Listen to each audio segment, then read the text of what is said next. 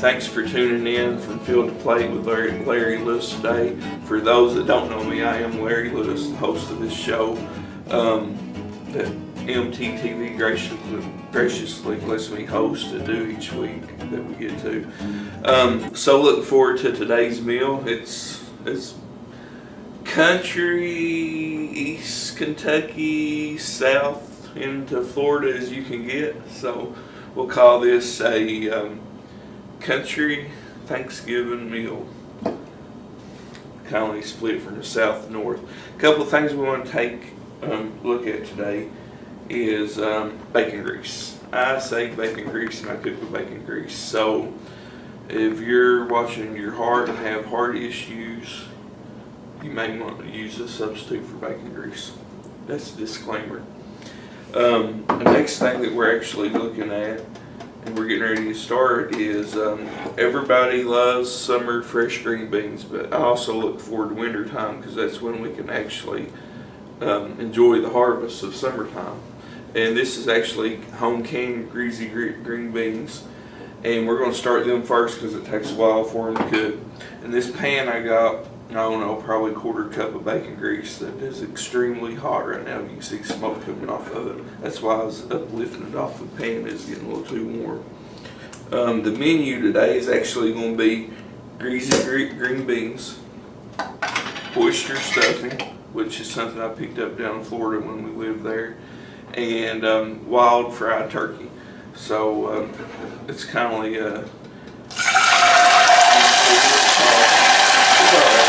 got the green beans in there. You want it hot. The reason why you want it hot, and that's fine that it does that, is because if you got really hot grease, my mama taught me this, you put the green beans in and it kind of like turns them back to more, I ain't gonna say green, but it kind of like seasons them and kind of like fries that grease into them, kind of like because it's hot.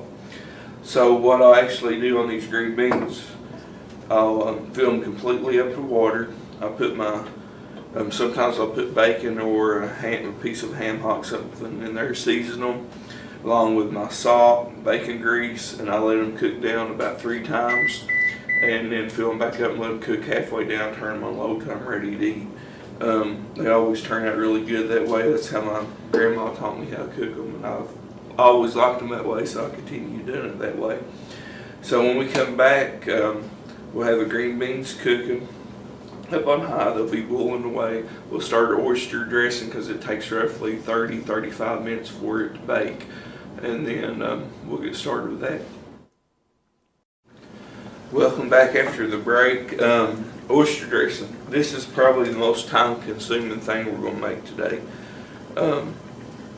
So we're going to start off with some fresh country bacon, and kind of how this come together. We had my wife's extended family friends in Florida. They always made it for Thanksgiving. Me being from Kentucky, number one, I never eat oysters. Number two, I've never had oyster dressing. So my wife and I got married, and we moved to Florida for 5-6 years, 5.5 actually. And the first Thanksgiving, we had Thanksgiving with them. They always did that. And I was hesitant to try the oyster dressing they made, but once I did, it's really good. So that's kind of where I started making this, and it come into place when we moved to Florida, and so now I make it here in Kentucky. It's a great recipe. It's something different. If you don't like oysters, then you may not like oyster dressing. Oysters aren't for everybody. It's an acquired taste. I like them about any way you can fix them raw, char grilled, fried on po' boys and oyster dressing. Actually, these oysters come from a company that's actually delivers to Kentucky a couple times a week that brings fresh Gulf Coast seafood to Eastern Kentucky, which is it's kind of a delight and a pleasure to be able to do that, but because you can't really run out and get that quality food. So we got a skillet that's hot, and we want to fry some bacon. This bacon goes really good with oyster dressing because this is a little bit of a salt cured with a light smoked bacon. It really brings out a good depth and flavor in the dressing. With the oysters, it kind of gives you a combination of a crunch with the oyster and some saltiness, which oyster has naturally because it's from salt water. And as we'll get talking in a minute, the oyster liquor that actually is the liquid that comes out of shell, you never want to waste that because that's your brine saltiness that's in oyster that gives it that good flavor when you actually eat them raw. We're going to crisp this bacon up, and then after we get it crisped up fine, we're going to start back on our onions, peppers, and celery. And that's kind of just a southern thing also.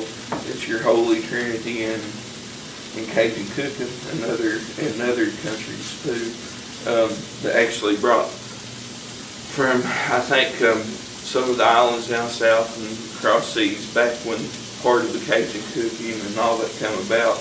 As kind of a trinity, they use peppers, onions, celery, basin in different recipes. And that's going to be also on our oyster dressing. And we'll get it started here in a minute after the bacon crisps up.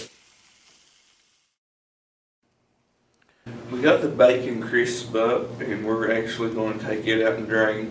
And this is where I get all my good bacon grease from, is frying up the bacon.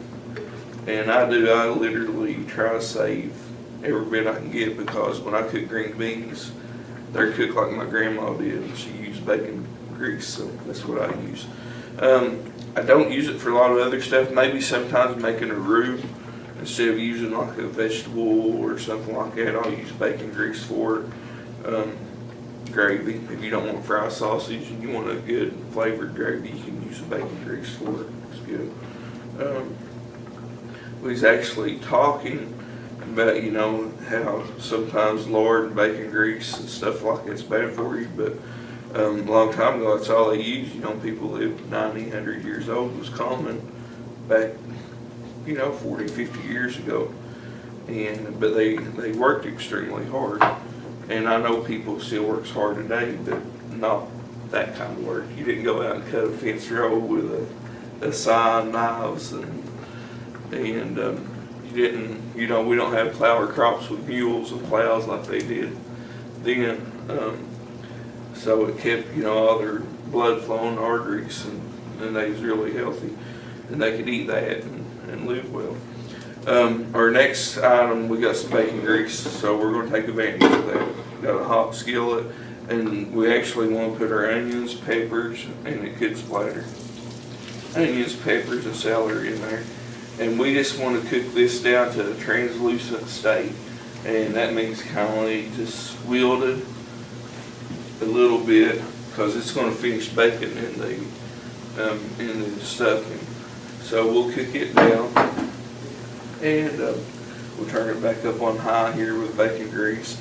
Usually takes 5 to 8 minutes, somewhere in there. You can tell when onions kind of just wilt down and they're real limber, and the celery and everything, it'll reduce down about half the size that you're seeing now when it actually cooks down. And then whenever we get all this done, we'll actually put our dressing together. We're going to start assembling the stuffing now. A few things we want to do. Just add all that bacon, and that is probably close to half a pound bacon. I didn't mention that earlier. It don't matter, a little less, a little more. Bacon don't hurt anything, so you don't have to go by that. Next thing I actually want to do is I want to add my liquor for my oysters. And it's not alcohol liquor, it's just what they call the natural juices from the oysters. Okay, after I do that, I'm going to just transfer these to my dish that had the bacon on it. And I don't want to chop them up real fine, but I do want to chop them up a little bit. I don't want to leave them completely whole because I want a little bit of the oyster to be throughout all the dressing. And these will cook up a bunch. Just because they look huge right now, after they get done cooking, they won't be. So try to cut them around half. You absolutely don't have to. I just want to kind of get a little more pieces in there for people to eat. And if you can see, you still got plenty of juices. And all this is going to be cooked. Everything I'm handling here is going to be cooked. So make sure you do wash your hands after you get this assembled, and don't use this towel again after you get done. That's just courtesy of not wanting to make no one sick. So add all your oysters into there. Okay, to that, we're going to add, I got some Cajun spices. If you watch this cooking show much, you know that I'm going to cook with some Cajun spices. This is something I like. I want to actually season my oysters, put a good healthy portion on them. And you might say, well, why do you want to season those? Because when I taste oyster, I want seasoning on it. I don't want to have to gather it from the other seasoning. I want everything individually to be seasoned with this. So when you get a taste of it, you taste everything. So we're going to add a little more on it. I got a little paprika and a little cayenne pepper. You don't need much of that. About a half teaspoon combination of both of them is plenty. To that combination, got about 5-6 cloves of garlic already minced. Put that in there, and you can use whatever kind of dressing you like. This is just a cornbread bread dressing that's already been pre-seasoned, broke up. Make it homemade. Make you some cornbread ahead of time and make it and put it together. It's fine. For the sake of the show, we already had it pre-made. Chicken stock pre-made. I like to make it homemade when I can. I get a whole chicken, make my own stock. When I can, if not, get store-bought. We use both on this show. I prefer to make my own. Like the shrimp I actually bought this weekend. After I peeled them, I saved all the shells and stuff, so I'll make actually my own shrimp stock next time I make something with seafood. Probably use it on this show at some point. So we want to make sure all of our breadcrumbs gets coated in this. We'll add a little more seasoning in a minute. I want to turn around here and get my peppers and onions. And y'all didn't see, but I did add a 1/4 stick of butter to this. So yes, you say that's a lot of peppers and onions. It will be good, trust me. So we're done that skill. We'll put it back over here. You want to mix all this in, and it's real moist right now. That's what you want. You want a good moist dressing. Then when we get all this mixed together, we're actually going to put it in. I got the oven preheated, and I got those and all. I got oval bacon iron skillet or pan that I use to bake in, and that's actually what we'll transfer this over into in a little bit. We're going to mix this up, and we'll get it transferred in the oven in a minute. So now we're got everything completely assembled together. Our oysters, if you can see that, peppers, onions. It should be seasoned well already. We put all of our seasoning in it, and there's still some good chunks of oysters spread throughout it. We have a smoking hot cast iron pan that I just got out of the oven. The reason why I do this and preheat it because I like my stuff on the bottom to be a little crispy and brown, and this helps get to that point. So we're going to add this, and you can tell it's hot. You can hear it sizzle. Put our stuff into this. And you just want to spread it out through the whole pan like you're making dressing, regular dressing.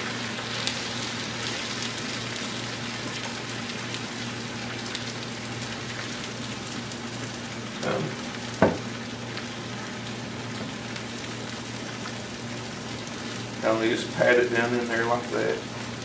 Try to get it even all the way around it so it cooks good. And I really like my dressing for the most part being a little bit more on the dry side. Some people like it more on the moist side, but I like crispy edges and kind of on the dry side. Oyster dressing don't always It's a little more moist than like most time. But we'll put this in the oven at 400 and let it bake about 30 minutes, get it out and check it and see where we're at. Somewhere, depending on the oven, you should be done between 30 to 45 minutes completely with the oyster dressing. So we'll get this transferred to the oven. So now we're actually got our skillet ready here to fry turkey in. This is a wild turkey that we killed last year during season. This is 1/2 of a breast.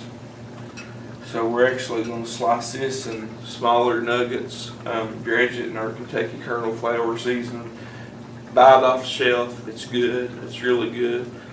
Heat you a pan 350 with oil in it. A couple of things I do sometimes, I'll let this turkey breast, I'll let it set in buttermilk overnight. This one hasn't been. It does make a little bit of a difference. One way I prefer it's that way. So I've already cleaned this last year and I freeze them whole because I just like freezing my deer loin, tenderloin, and my turkey breast. I like freezing them whole and cut them up before I fry them.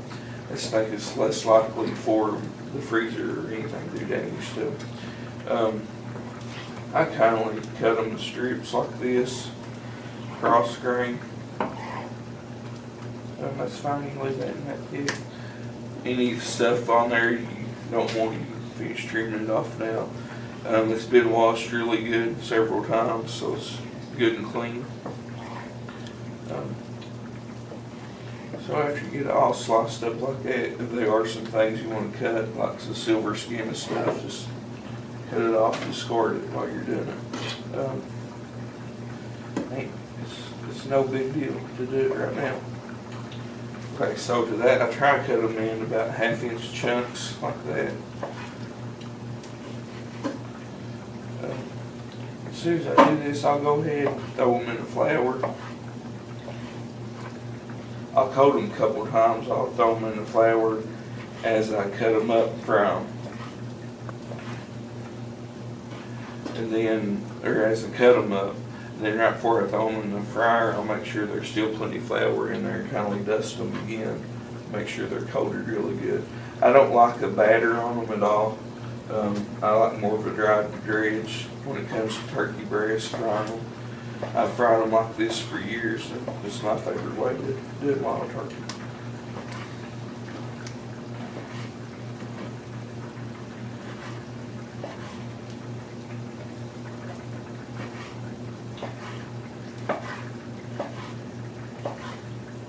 Remember, when you get done cutting it all up, wash your hands really well. Your surfaces, knives, before you use them on anything else. You always want to be safe when you're doing this. As far as cleanliness and handling foods that you're going to eat, you want to make sure this is food that's going to be fried and cooked. Your hands are clean back. This is kind of like the tenderloin part of the breast, and it has a membrane in it. That's what I was going to get at. I usually just cut it out, try to go down and cut it out. That way you can chicken the same way, but you can cut it straight out of it, no big deal. You got good pieces. Like I said, I'll take both hands and kind of just dredge all this in flour to start with. And a lot of times I'll put it out on a sheet and kind of let it, the moisture come back through the flour, dredging a little bit, and then I'll put it back in there and kind of give it a double coating. And that's what we'll do today too. Make sure it's double coated before we fry. Just work it in there really good, make sure every piece is covered super good.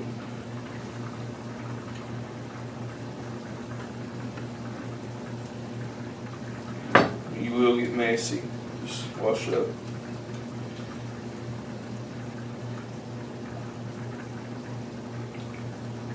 Turkey is probably my second or third favorite wild game. Believe it or not, quail is my favorite. I love fried quail or smoked quail or any way you cook quail. I've always been that way. Grouse is probably my second, and turkey, and then pheasant. As far as birds or fowl that you hunt. So I'm going to wash up and we'll get this stuff fried up. the stuffing that's coming out of the oven. If you can tell, it's like I like it, gold around the edges, perfectly brown. We got the turkey frying, and we're getting ready to plate this meal up. The green beans are ready to go. So here in a few minutes, we'll get it plated and be ready to eat. We just now plated this up, nothing fancy. We got our oyster dressing. Like I said, we got a crusty edge on it, soft and moist on the inside, dry on the outside is how I like it. Got our greasy Greek green beans just come out. Then we got our fried wild turkey with it's actually a ranch Cajun style sauce on top of it, super good. The dressing is excellent with a little bit of kick with the cayenne taste in it. And remember, look on the internet, look at our previous shows on lttv.com. You can this show aired here before long, and when you do, you can go back to the internet, look up the recipes, and look up shows that's been in the past. We thank you for tuning in. We welcome you to tune in to other shows at any time, and I'd like to thank LTTV for giving me this opportunity to cook for you. Till we meet again, either in the field or here in the kitchen eating.